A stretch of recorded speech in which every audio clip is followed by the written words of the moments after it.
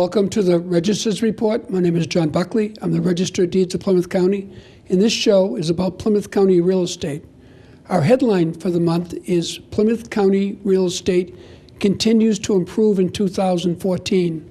This show is being taped in February, but we're reporting on the January recordings at the Registry of Deeds in Plymouth County. So the first thing you're going to see is an image of the deeds that were recorded at the Registry of Deeds in January. As you can see, January is a slower month. January and February are usually our slowest months at the Registry of Deeds for good reason. I did a cable show about a month ago and said how great it was that we hadn't had any snow yet, and look what happened. It's been a pretty horrible start of the year for people selling real estate because it's really hard to get access to houses. But we did have 509 sales recorded in January, compared to 755 in December. It is down a little bit from last January, but we expect that the market will continue to pick up as it usually does as we get to good weather. The next image you're going to see is an image of mortgages. The number of mortgages have gone down significantly over the last couple of years because a lot of people have stopped refinancing. We did have a good number of mortgages recorded in January, however, 1,299 mortgages recorded, less than the 1,706 in December, but up 25% compared to last January. So certainly as the rates have gone down, more and more people are aware that they can save a lot of money and by refinancing their mortgages, and they ought to take a look at the rates and talk to your mortgage lender. The next image you're going to see is of foreclosure deeds. Foreclosures have been a very difficult problem in Plymouth County since about 2008. There were 39 foreclosure deeds recorded in January, slightly lower than the 41 in December. Over the years, we've seen a big drop in foreclosure deeds. The next image you're going to see is of a foreclosure notice. A foreclosure notice is a document that gets recorded at the registry that lets everyone in the world know that the person's having difficulty paying their mortgage. It's a process that the lender has to go through before they take back the property with a foreclosure deed. There were 79 foreclosure notices recorded in January, down from 84 in December, but up significantly from last January. A lot of the lenders are clearing out old files that have been lingering due to changes in regulations and changes in various court cases in going forward. The next image you're going to see is of a listing of foreclosures and orders of notice by each of our 27 communities in Plymouth County. Brockton, Plymouth, and Wareham have traditionally been those communities most in trouble, and as you can see that in the numbers for January. One of the things I want people to know about is that we have a training opportunity at the registry every month. The first Thursday of the month. The next one being held is on Thursday, March 5th. And if you call our office, we can get you set up. I would advise you to call because space is limited. It's a great opportunity to learn very skilled training session how you use our internet to find documents. We've held office hours in Rochester and Hanover recently. Our next office hours is at the end of March in the town of Mattapoisett. We try to do these outreach opportunities into communities that have less access to our main office in Plymouth or our satellite offices in Brockton and Rockland. And I'm going to have a couple great guests in my next segment. I have Angelo Nuby of Mass Housing, who will be talking about some great programs offered by that state agency that helps people buy homes, and a special visit by Tim White, my first assistant register, to talk about something that is happening at the Registry of Deeds that certainly everyone that is interested in the history of the county will be interested in. So I'll see you next segment. How can I help my daughter with her reading? Searching for help with Dachshund reading. No. Let me try. Sarah's bright, but when she's reading, she has trouble sounding out words. Playing world music. What? I give up. Wait, I was trying to show you how Sarah feels every day. Frustrating, isn't it? Redirecting to understood.org. Join parents and experts at understood.org, a free online resource about learning and attention issues to help your child thrive. Welcome back to the Register's Report. My name is John Buckley. I'm the Register of Deeds of Plymouth County. In this segment, we always try to do something educational in nature. We've had closing attorneys, real estate brokers, surveyors, and many other people involved in the real estate market. I have a couple great guests with me today. First of all, Angelo Nuby. Angelo, welcome. Hi, thank you, John. Angelo is with Mass Housing, and he's been a guest here before. And my first assistant registrar of deeds, Tim White. Tim. Hi, John. You've been on the show before. I have. So we're going to do a couple different parts of this program. I'm going to talk about Mass Housing and its many available programs for people that are watching, and Tim and I are going to participate in that. And then Tim and I are going to talk about a very important new aspect of the Registry of Deeds, which is coming on very soon. But Angelo, can you please give our viewers a little background about how you got into this business? Certainly. I work for Mass Housing. I've been there for 8 years now. I am the Business Development Officer for emerging markets, which means primarily I'm working in several of the gateway cities across the state, and I do cover the state right now. I started off in this business as a mortgage underwriter back in the 80s for actually Plymouth Savings Bank, which no longer exists. But it then moved around a little bit with mortgage companies and other institutions, and finally found a home at Mass Housing. Great. And you're one of our wonderful residents in Plymouth County. I live in Hanson. I've been there for 22 years and love it. Yeah, well, I think your organization does a great job. I work with both you and Maureen Moriarty, and we work together with people in Brockton and all across Plymouth County. It's a great opportunity for people to take advantage of some great programs. Certainly. I spend a lot of my time teaching first-time homebuyer classes. I was in Framingham actually last night. There are products that are available specifically for first-time homebuyers, but not only first-time homebuyers, in which prospective homebuyers can put down as little as 3% to buy a single family, a condominium, or if they wish to buy a multifamily home, and certainly on the South Shore and in Plymouth County there are multifamily properties available, they can put down as little as 5% and purchase a multifamily home. Yeah, so let's go back a little bit and just describe what is Mass Housing, the connection to state government and all that. Certainly. Mass Housing is a quasi-public organization, quasi-public agency. We do not use taxpayer money. We're self-sustainable, but we also are a non-profit. We're a bank in essence. You can't come directly to Mass Housing for your loan. You have to use one of our 160 lender partners across the state, and thus we're able to make available to home buyers products for low and moderate income individuals across the state. So you can purchase a home using a Mass Housing product anywhere in the state, Nantucket, the islands, the Berkshires, up to Lawrence and Lowell, up in Middlesex, Merrimack counties. How many different programs do you have at Mass Housing? Well, we've tried to make it actually easy for home buyers. We actually have one program, one mortgage product that crosses, it kind of goes across the spectrum. So one product allows our prospective home buyers to purchase a condominium, a single family, a 2 or 3 or 4 family. So it makes it really simple for our lender partners to originate the product, and it makes it very simple for prospective home buyers to use our product. It's no different than any other mortgage product out there. Same type of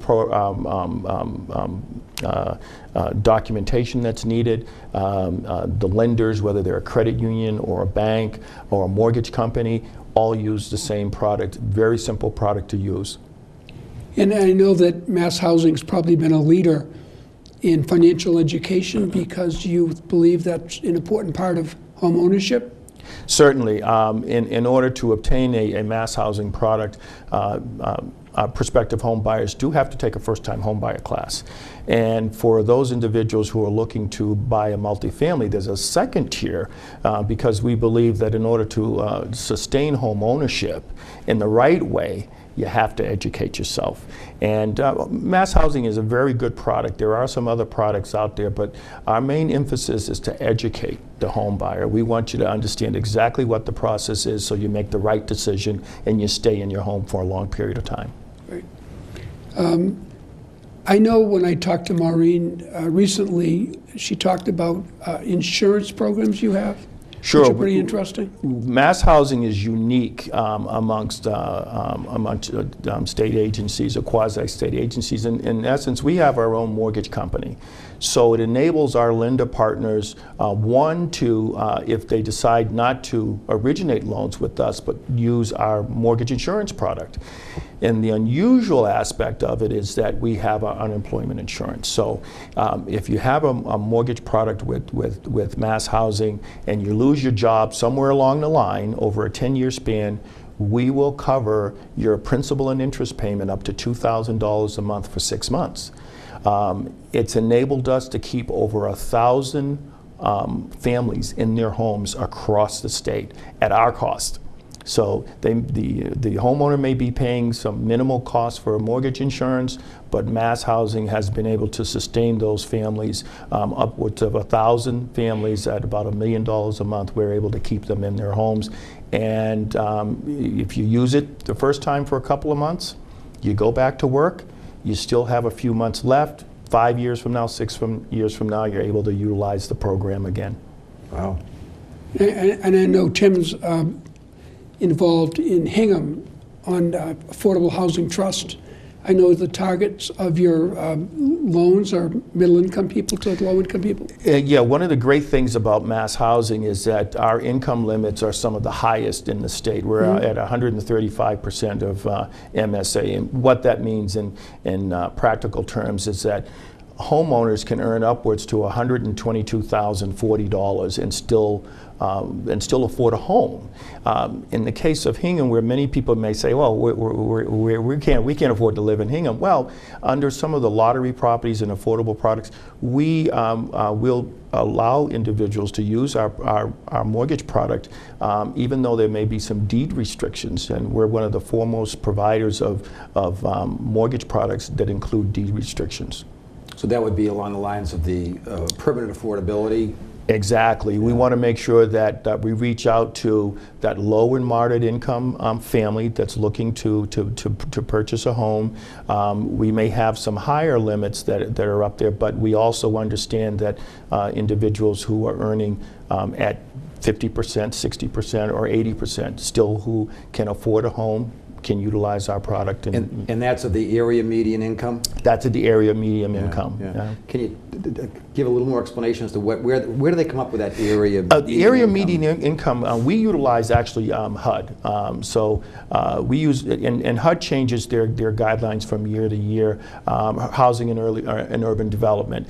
So the numbers come out of Washington, usually twice a year, and we take those numbers, and because we use 135% of the area median income, we're at a higher level. But we focus purely on what HUD gives us, and we take those numbers and we run with them. Now that also depends upon how many dependents there are as to where the number actually comes in at, right? Right. With us, we're a little bit different than some of the other programs, the one program with MHP, and that we focus primarily on the borrowers and not necessarily the family. Although when you're talking about a lottery property, right, there are some other restrictions in there, and yes. But generally speaking, we focus primarily on the borrowers. So if the borrowers, if you have two borrowers and they meet the income guideline, we're fine with that. If it's a restricted property, it's a little bit different, but primarily we're focusing just on the borrowers and not the families. So can you share your contact information? I'm going to ask you to do a couple times in the Sure. segment. I'm Angelo Nuby. My email address is anuby, so A-N-U-B-Y @masshousing.com. My telephone number is 857-472-9010. And if they call you, they can get information about these programs? Certainly, certainly. And if you're looking for information about our products, www.masshousing.com. If you're interested in our veterans programs, /veterans, or just /home borrowers for our basic programs. And I do know you mentioned that you do have some pretty interesting programs for veterans. Yes, in the last couple of years, we really wanted to do something for our military, and we came up with a product that many of our lenders use. We actually have a grant of $1,500 for veterans. So it's a grant, they don't have to pay it back. You close on a mass housing loan, whether it be the 3% down or 5% down product, $1,500 towards closing costs. One of the things that we wanted to do is be a little bit more flexible with our military personnel. So we also allow them, and typically it's a 30-year fixed loan, but some of our lenders have come up with a 10-1 ARM, so which also adds another layer of flexibility for military. And if you're a surviving spouse, you can also take advantage of this particular product. The 10-1 ARM is an adjustable rate? It's an adjustable rate mortgage, and what it allows a borrower to do is qualify at a little bit lower interest rate. And as the economy and income improves, it allows them to stay in the home, but gives them a little bit more flexibility when they're starting out. I know you're involved as an organization in a couple of programs coming up in the northern end of Plymouth County. One on March 11th at the Massasoit Conference Center. Yes, we collaborate with many organizations, and my primary job is to work with nonprofit, state and local officials, realtors, and in conjunction with the NeighborWorks of Southern Mass, we're putting on an event and we're inviting in other community partners, realtors, some lenders, to talk about opportunities for home ownership in the Brockton area and in Plymouth County. Yeah. And the Massasoit Conference Center is in Brockton. Yeah, it's in Brockton. We try and stay local, yeah. Keep everything local. And they could call either you or Brian Moriarty from NeighborWorks. NeighborWorks in Brockton, right. And we can put them in touch with individuals for more information. And I know you're also very involved as a co-sponsor in a housing fair coming up at Westgate Mall in Brockton? Yes, Mayor Carpenter in Brockton, who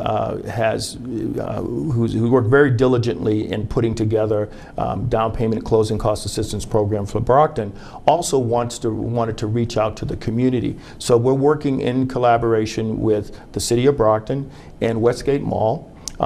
They're actually donating space for us on April 18th of this year, which is a Saturday from 10 to 4. We'll be holding a home ownership fair. So for those folks who are at the mall and would like to pick up information, it's free of charge. Bring your kids, and you're able to walk through the mall and stop and speak to many of our business partners, realtors, insurance agents, and get as much information about the home buying process as possible, free of charge, April 18th. So as somebody out there in the field every day talking to people, I would love to hear your opinion with the housing markets going through 2015. Well, the biggest issue, of course, is inventory. I mean, no matter where we go, it's inventory. I was at a class last night. I'm doing another one tonight, and the classes are filled to capacity. We've got 30, 40, 50 individuals who are going through the process. The values have stabilized a little bit, so it's not necessarily the values as much as the inventory. So that's the biggest issue, and we're hoping to assist some of these home buyers by opening up communications with local realtors to see if we can find and help them reach down and help find some of that inventory that's out there. The other piece is homes that are sitting there and need some work. The rehab, purchase rehab product. So for those individuals who are sitting and thinking, well, I found a home, but it needs some work, there's a lot of that inventory out there, so we're always trying to come up with a product to help homeowners who are willing to take a little bit more risk, buy a home that needs some work, but that product is accessible at this point. Where are these courses being held? They're held all over the state. The best place to find where the closest class is being held is to go to the CHAPA website, which is chapa.org. They have a calendar available. They list all the classes that are available across the state. Or you can give me a call or email me, and I can, of course, give you a link or give you a referral to a local class that might be being held soon. Great. It's a lot of information. A lot of information, a lot of good information. Right, so, right. yeah. And we are going to try to squeeze in this segment a little notice from the Registry of Deeds that Sure. Tim's been working very closely on. We are in the middle of finalizing, I shouldn't say the middle of, in finalization of a temperature-controlled vault for the colonial records. Do you want to talk a little bit about that? Yep, it's been an interesting project. The county commissioners moved out of their space in the downtown, in the old courthouse, where they had been storing the records from Plymouth Colony, 1600s. The old handwritten records that are wonderful historic documents. And they were looking for a new home, and we were able to obtain some funding to build a reading and storage room right at the Registry of Deeds. And given that these are historic real estate records too, that it's a perfect place for them. We are, as John said, closing in on finishing off the room. We have a vault and a reading room. The vault is both temperature controlled and obviously secure to protect the records. And we'll be putting together a protocol so that folks can come in and look at our country's history. It's coming on pretty fast. It is going to be March 19th, which will be the grand opening. You're welcome to join us. Yeah, that is the 425th birthday of William Bradford, the second colonial governor and the person that wrote a lot of those documents out in his handwriting. So it's going to be pretty interesting. And it is related to real estate. You know, we're all doing all these modern things now. We're e-recording documents. Right, you guys have some great programs to help people out. We're all kind of all combined with what history of the past has brought forward. Yeah, So it's great. It's great to see the old documents, though. I was in Right, banking yeah. for years, and it's great to see some of the old pass books that were Yeah. handwritten back in the Yeah, days, and some of the land court documents. the penmanship is certainly a lot better than mine ever was when I was doing it. Yeah. So can you share your contact information one more time? Sure, Angelo? Angelo Nuby, anuby@masshousing.com, 857-472-9010. Great. Thank you very much. You're welcome, John. Thank Great. you. Thanks, Tim. You bet, John. Thank you. Thanks, Tim. Here's a recipe for cooking safety. Clean and clear the cooking area. Keep children away from the stove. Wear short or close-fitting sleeves. And keep an eye on what you fry. Learn more at usfa.fema.gov because fire is everyone's fight. Although we reported on January activity at the registry, this show being taped in February, we have a number of highlights we want to talk about. February is a month with a lot of holidays. Everyone will remember February 1st as the great Patriot Super Bowl win in the future. Saturday, February 8th was the annual Lincoln Day in Hingham at Ship Church, a great celebration. Obviously, February 12th was Abraham Lincoln's birthday. February 14th, Valentine's Day. February 16th is President's Day and Lithuanian Independence Day. And I wore my Lithuanian independent pin today. I'm going to talk about a couple of our notable land records that relate to some of those holidays. The first image you're going to see up is an image of Samuel Lincoln. Samuel Lincoln was Abraham Lincoln's great-great-grandfather who moved to the town of Hingham, Massachusetts from Hingham, England. And a lot of people visited and stayed in Hingham, Massachusetts, and therefore got his name. He was a tremendous founder of the family in America. We have some great Plymouth County connections with the Lincoln family. Because of that, there is a statue in the town of Hingham, and on Lincoln Day in Hingham, they honor both Abraham Lincoln and a fellow by the name of Benjamin Lincoln, who was George Washington's second in command during the Revolutionary War. The next image you're going to see, as it is celebrated President's Month, John Honey Fitzgerald, John F. Kennedy's grandfather, had a summer home in Hull. Honey Fitz was the mayor of Boston many times. He was a state senator, a congressman, and certainly brought a lot of political skills into that family. And he also was a tremendous singer and would always sing Sweet Adeline. The last notable record, Admiral Fred Bacutis was from the village in Brockton, a Lithuanian section of Brockton. He graduated from Brockton High School, a naval academy, and became the commander of both the North and South Poles. He was also part of a recovery for one of the Apollo missions, and is well remembered for his great accomplishments in the Lithuanian community. I want to thank Lorna Green Baker and Christine Richards from my office for helping me put this show together. I want to thank my guests, Tim White from my office and Angelo Nuby from Mass Housing. I also want to thank Tom Boulis, who helped me tape this show, and Erica Christensen for running the floor for us today, and David Antoine for allowing me to put this program together and share it with the people of Plymouth County. I think it's very important that we're able to share information to the homeowners of Plymouth County, because for most people, their home is their most valuable asset. And I will see you next month.